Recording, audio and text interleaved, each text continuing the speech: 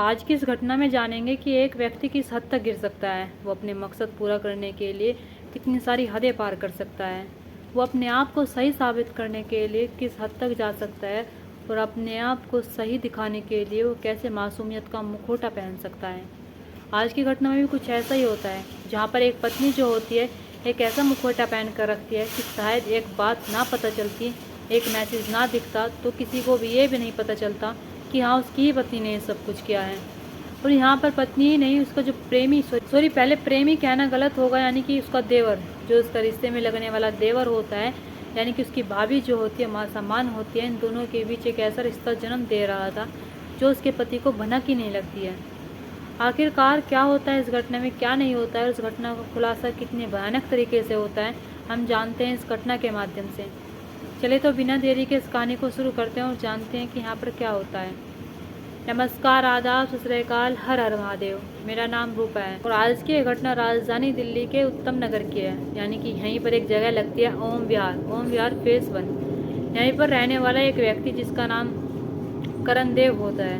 मैं बात कर रही हूँ 14 जुलाई सन 2025 की। 14 जुलाई सन 2025 को करण देव की जो पत्नी होती है, जिसका नाम सुष्मिता होती है, वो सुबह सुबह लगभग 7 बजे होंगे तभी अपने नीचे उतर कर आती है। नीचे उतर कर आने के बाद अपनी सास के पास जाती है और अपनी सास के पास जब वो जा रही थी तो उसकी आंखों से आंसू आ रहे थे, वो घबराई हुई थी और अपनी सास से जाकर कहती है कि पता नहीं मेरे पति को क्या हो गया, करण देव को क्या हो गया, मुझे ऐसा लग रहा है कि उसने करंट लग गया है। जब माँ ये बात सुनती है, माँ के साथ जो वर्कर होते हैं, यानी कि टिफ़िन का काम करती है माँ, वे जो लड़के होते हैं और माँ जो होती है भाग कर करण देव के पास जाते हैं और जब करण देव के पास जाते हैं उसे उठाकर वे हॉस्पिटल ले जाते हैं। जब हॉस्पिटल ले जाते हैं तो वहाँ पर देखते हैं कि करण देव जो है वो मर चुका है, करण देव अब इस दुनिया में नहीं रहा है। माँ जो होती है उसका रो रो कर बुरा हाल होता है। माँ जो होती है अपनी बहू सुष्मिता से पूछती है कि क्या हुआ था। सुष्मिता जो होती है बताती है कि माँ, मैं सो रही थी और जब मैं उठती हूँ तो देखती हूँ कि मेरा पति को ऐसा लग रहा है कि करंट लगा है, क्योंकि उसके यहाँ पर निशान होता है। तो माँ जो होती है वो रो रही थी बिलक बिलक कर। इधर पत्नी जो होती है सुष्मिता, वो भी रो रही थी। घर वालों को समझ नहीं आ रहा था कि आखिरकार करंट कैसे लग गया, क्योंकि अगर करंट लगता तो चार्जर से लगता, लेकिन चार्जर से इतना सारा करंट कैसे लग गया। लेकिन घर वालों को दूर दूर तक कोई भनक नहीं होती है, घर वालों को दूर दूर तक कोई ऐसा नहीं लगता है कि हाँ मेरे बेटे को मारा गया है या फिर हमारे बच्चे को इस दुनिया से हटाया गया है। इधर जो परिवार वाले होते हैं वे जब अपने बेटे की मरने की खबर सुनते हैं तो डॉक्टर जो होते हैं उन्हें कहीं ना कहीं ये लग रहा था कि आखिरकार इसके साथ कुछ ना कुछ तो गलत हुआ है, क्योंकि करण देव के मुंह से थोड़े से झाग आ रहे थे। जब झाग देखते हैं डॉक्टर साहब तो उन्हें कुछ भनक सी लगती है कि शायद इसे मारा गया है, इस दुनिया से खुद ही नहीं हुआ है, यानी कि इसे करंट नहीं लगा है, इसे पहले कुछ खिलाया गया है। तो डॉक्टर जो होते हैं परिवार वालों से बात करते हैं और कहते हैं कि हमें पोस्टमार्टम करना चाहिए, हम पोस्टमार्टम करना चाहते हैं। लेकिन सुष्मिता जो होती है वो इनकार कर देती है और कहती है कि नहीं, मैं पोस्टमार्टम नहीं करने दूंगी, मैं अपने पति को चीरने फाड़ने नहीं दूंगी। इधर जो करण देव का भाई होता है, यानी कि सुष्मिता का जो देवर होता है, वो भी इनकार कर देता है और कहता है कि नहीं, हमें ये सब नहीं करवाना है, हमें अपने भाई का पोस्टमार्टम नहीं करवाना है। यानी कि यहाँ पर 3 व्यक्ति जो होते हैं ऐसे होते हैं जो पोस्टमार्टम के लिए मना करते हैं। जब पोस्टमार्टम के लिए मना करते हैं तो डॉक्टर जो होते हैं परिवार वालों से कह रहे होते हैं कि हमें लग रहा है कि तुम्हारे बच्चे के साथ कुछ गलत हुआ है, तुम्हें पोस्टमार्टम करवाना चाहिए। परिवार के जो लोग होते हैं वे एक बार को मान जाते हैं और कहते हैं कि ठीक है, जैसा तुम कह रही हो, हमारी मन की इच्छा के लिए तुम पोस्टमार्टम कर सकते हो।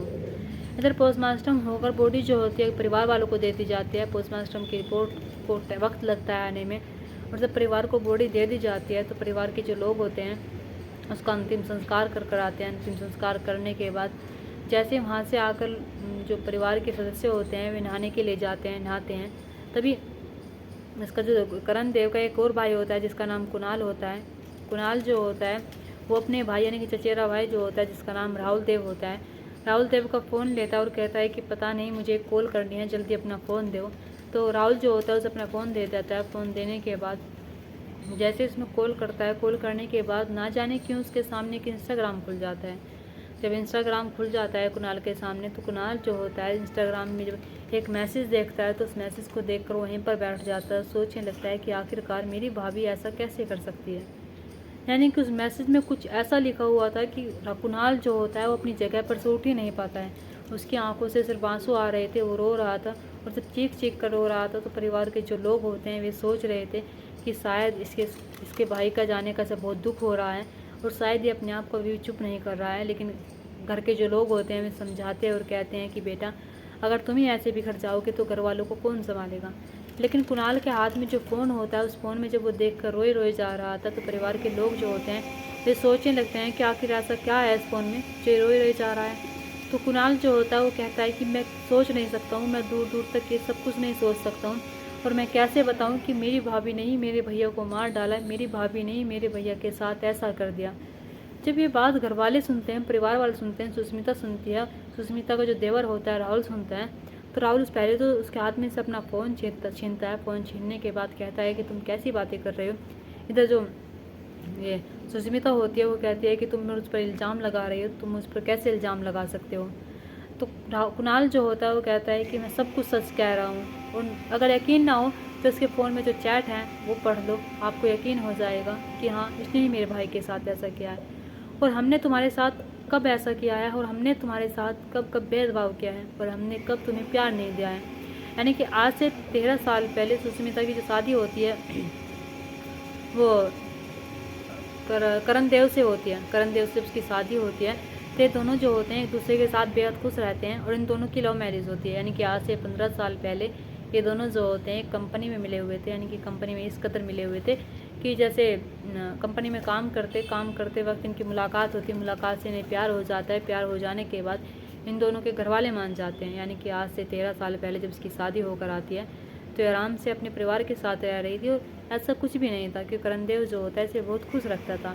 लेकिन जैसे इधर चैट की बात आती है उसमें ये पता चलता है कि सुष्मिता ने ही हमारे भाई को मारा है, सुष्मिता ने ही करणदेव की हत्या की है। पुलिस वालों को इन्फॉर्म किया जाता है, पुलिस वालों को सारी चैट दिखाई जाती है, और जैसे पुलिस वालों को सारी चैट दिखाई जाती है तो वाकई में पुलिस वाले सोचने पर मजबूर हो रहे थे कि आखिरकार एक पत्नी ऐसा कैसे कर सकती है। क्योंकि उस चैट में जो लिखा हुआ था उसमें ये दोनों जो होते हैं एक दूसरे से बात कर रहे थे, और एक दूसरे से जो पत्नी होती है यानी कि सुष्मिता जो होती है अपने देवर कुणाल से कहती है, सॉरी कुणाल नहीं, देवर राहुल से कहती है कि कब तक वेट करेंगे। राहुल जो होता है वो कहता है कि जब तक तुम बोलो। तो वो कहती है कि 4 बजे तक देखते हैं। तो राहुल जो होता है वो कहता है कि 4 बजे कुछ ज़्यादा लेट नहीं हो जाएगा, हमें उससे पहले चल करना चाहिए। लेकिन इधर सुष्मिता जो होती है वो कहती है कि नहीं, पहले नहीं करना चाहिए, अभी मैंने इसे नशे की बहुत सारी गोलियाँ दी हैं, और मैंने इसके लिए दाल रोटी और दही बनाई थी, और दाल रोटी तो इसने खा ली लेकिन दही ये पीता नहीं है, दही बेकार हो गई, और मैंने उसमें 15 गोलियाँ पीस कर मिलाई थी। तुम पहले एक बार फ़ोन में चेक करो कि गोलियाँ खाने के बाद कितनी देर बाद डेथ हो जाती हैं। तो इधर राहुल जो होता है वो कहता है कि ऐसा कुछ नहीं आ रहा है कि कितनी देर बाद डेथ हो जाएगी, कितनी देर बाद नहीं होगी, तुम थोड़ा जल्दी करो। तो इधर जो पत्नी जो होती है सुष्मिता वो कहती है कि मैं जल्दी कैसे करूँ, मैं सोच रही हूँ कि काम ऐसे ही हो जाए, काम गोलियों से हो जाए। तो इधर जो राहुल होता है वो कहता है कि हमें ज़्यादा लेट नहीं करना चाहिए, मैं तुम्हारे घर के ही पास हूँ, यानी कि गली में ही हूँ, तुम जब बोलो मैं तुम्हारे पास आ सकता हूँ। तो इधर जो सुष्मिता होती है वो कहती है कि मैं इसके मुंह में पानी गिर रही हूँ, लेकिन पानी तो इसके मुंह में जा रहा है, लेकिन जैसे मैं गोलियाँ गिर रही हूँ तो गोलियाँ नहीं जा पा रही हैं। तो जो राहुल होता है वो कहता है कि कब तक वेट करेंगे, और जब तक हम वेट करते करते कहीं दिन ना निकल जाए। तभी इधर जो सुष्मिता होती है वो कहती है कि थोड़ा इंतज़ार करो, हम 4 बजे तक देखते हैं। लेकिन वो फिर कहता है कि 4 बजे तक नहीं, 4 बजे ज़्यादा लेट हो जाएगा।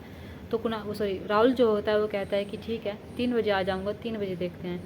राहुल जो होता है इधर कहता है कि तुमने क्या सोचा। तो इधर जो सुष्मिता होती है वो कहती है कि मैंने, क्या तुम शोक के बारे में बात कर रहे हो, करंट के बारे में बात कर रहे हो। तो राहुल जो होता है वो कहता है कि हाँ, तुमने क्या सोचा करंट लगाने के लिए, क्योंकि इसे करंट लगा देते हैं, करंट लगाने से सब कुछ सही हो जाएगा और ये इस दुनिया में नहीं रहेगा, और शायद पुलिस वालों को भी पता नहीं चलेगा। इधर ये दोनों जो होते हैं एक ऐसे कांड को अंजाम देने वाले थे जिससे दूर दूर तक किसी को पता भी नहीं लगने वाला था। इधर जो राहुल होता है वो कहता है कि इसे करंट दे देते हैं, करंट देने के बाद अभी इसका किस्सा ख़त्म हो जाएगा। लेकिन सुष्मिता जो होती है वो कहती है कि करंट के लिए हम इसे कैसे बांधेंगे, क्योंकि इसके ऊपर एक चींटी चढ़ी थी तो ये थोड़ा सा हिला था डुला था, और मुझे नहीं लग रहा है कि इसकी नींद जो है इतनी हल्की है कि इतनी जल्दी उठ जाएगा। तुम थोड़ा इंतज़ार करो, इंतज़ार करने के बाद तुम आ जाना घर पर, दोनों मिलकर हम इसे करंट देंगे। यानी कि यहाँ पर एक पत्नी जो होती है अपने पति को मारने के लिए प्लानिंग कर रही थी, और उस चैट में एक एक बात लिखी हुई होती है, उस चैट में एक एक प्रूफ लिखा हुआ होता है। यानी कि अपने प्रेमी से वो ये बात भी कहती है कि ना ही तो मेरे पति को अभी सांसें बंद हुई है, ना ही मेरे पति को अभी वोमिट उल्टी हुई है, ना ही मेरे पति को अभी पोटी लगी है, यानी कि मेरे पति में भी कोई हलचल नहीं हो रही है, उसकी सांसें जो हैं लगातार चल रही हैं, और कब ये इस दुनिया को छोड़ कर जाएगा।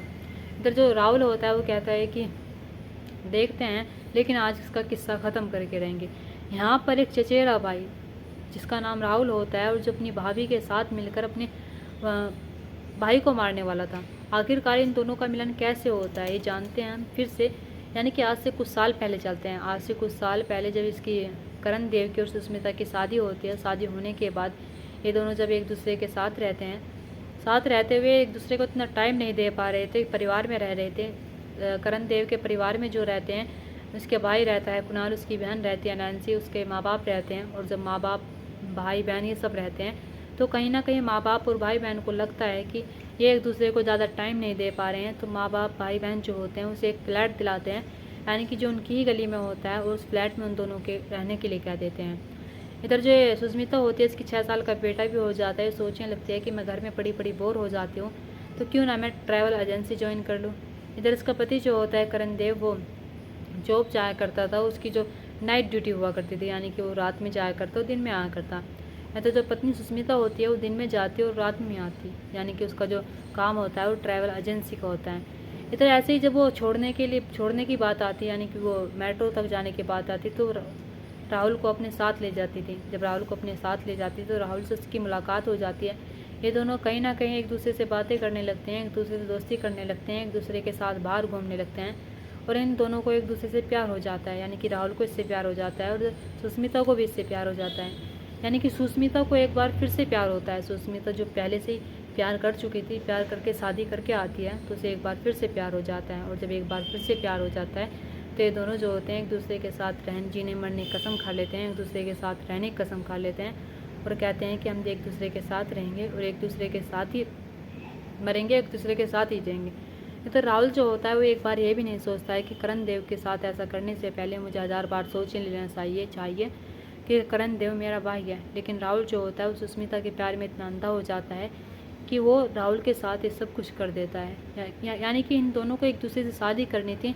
इधर पत्नी जो होती है सुष्मिता, वो करण देव को छोड़ना भी नहीं चाहती थी, वो करण देव की सारी प्रॉपर्टी हड़पना चाहती थी।